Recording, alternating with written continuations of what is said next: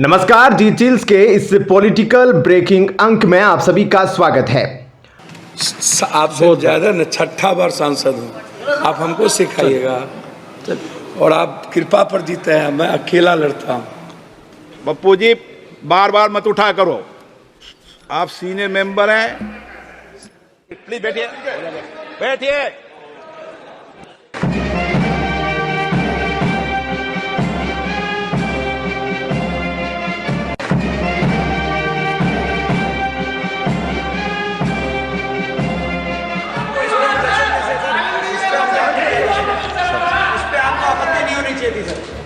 किस पे आपत्ति नहीं, सलाह मत दिया करो। चलो बैठो, चलिए।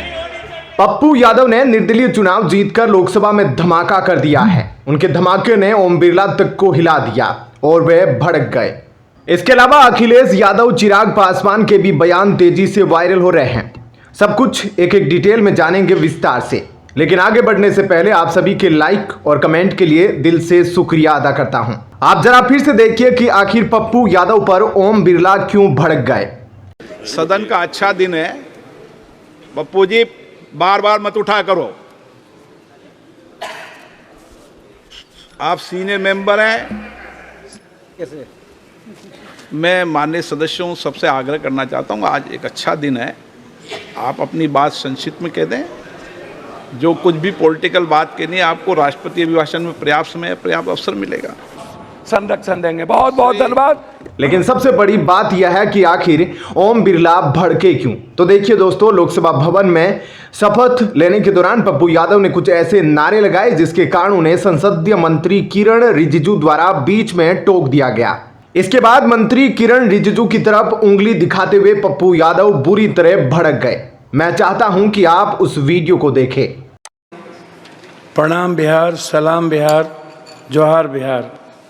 बहुत बहुत धन्यवाद के साथ रीनीट बिहार विशेष राज्य का दर्जा, सीमांचल जिंदाबाद, मानवतावाद जिंदाबाद, भीम जिंदाबाद, संविधान जिंदाबाद।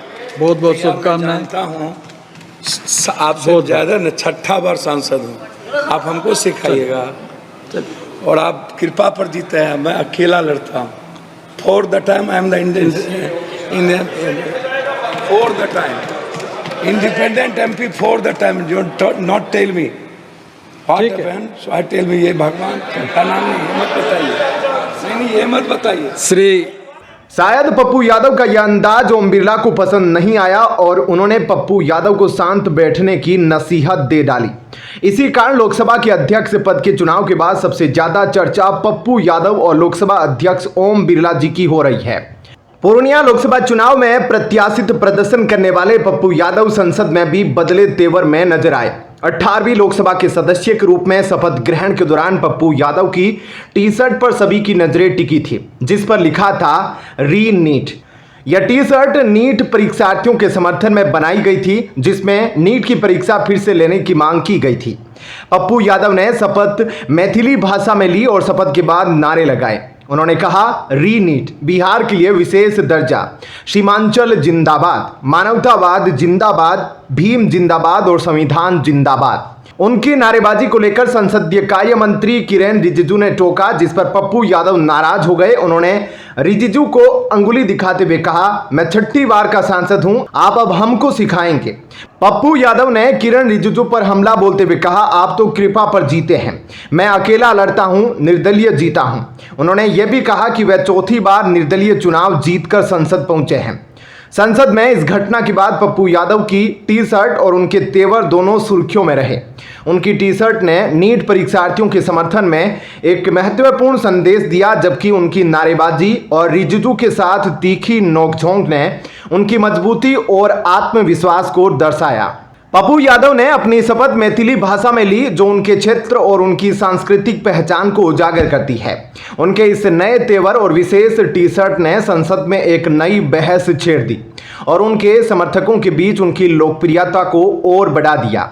आपको बता दें कि पप्पू यादव ने कांटे के मुकाबले में अपने निकटतम प्रतिद्वंदी जेडीयू के संतोष कुमार 16,000 वोट से अधिक के अंतर से हराया था। आरजेडी उम्मीदवार बीमा भारती तीसरे स्थान पर रही थी। इसके अलावा ओम बिरला संसद के शुरुआती दिनों से ही बेहद गुस्से में नजर आ रहे हैं। उन्होंने सभी सांसदों को चेतावनी देते हुए कहा कि जब मैं खड़ा हो जाऊं तो फिर समझ लो कि तुम्हारे बैठने का समय आ गया है। प्लीज बैठिए, बैठिए।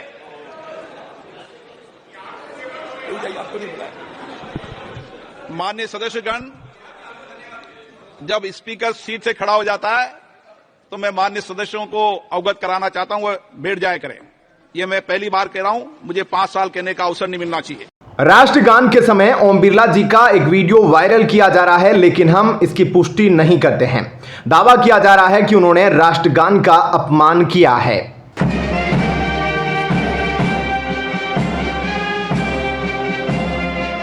इसके अलावा जब शशि थरूर ने संसद में जय संविधान कहा तो ओम बिरला नाराज दिखे।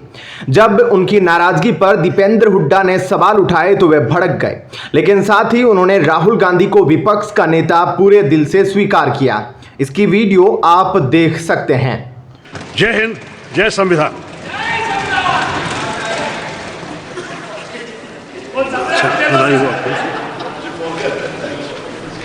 संविधान की शपथ तो ले ही रहे हैं।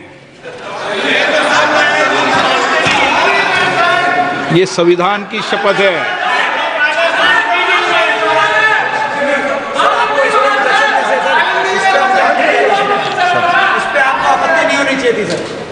किस पे आपत्ति नहीं हो, सलाह मत दिया करो। चलो बैठो, चलिए।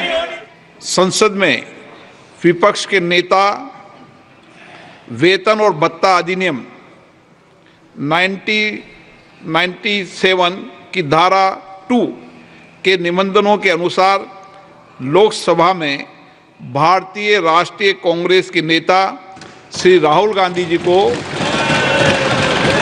9 जून 2024 से लोकसभा में विपक्ष के नेता के रूप में मान्यता दी है। मैं उनका हार्दिक स्वागत करता हूं, अभिनंदन करता हूं।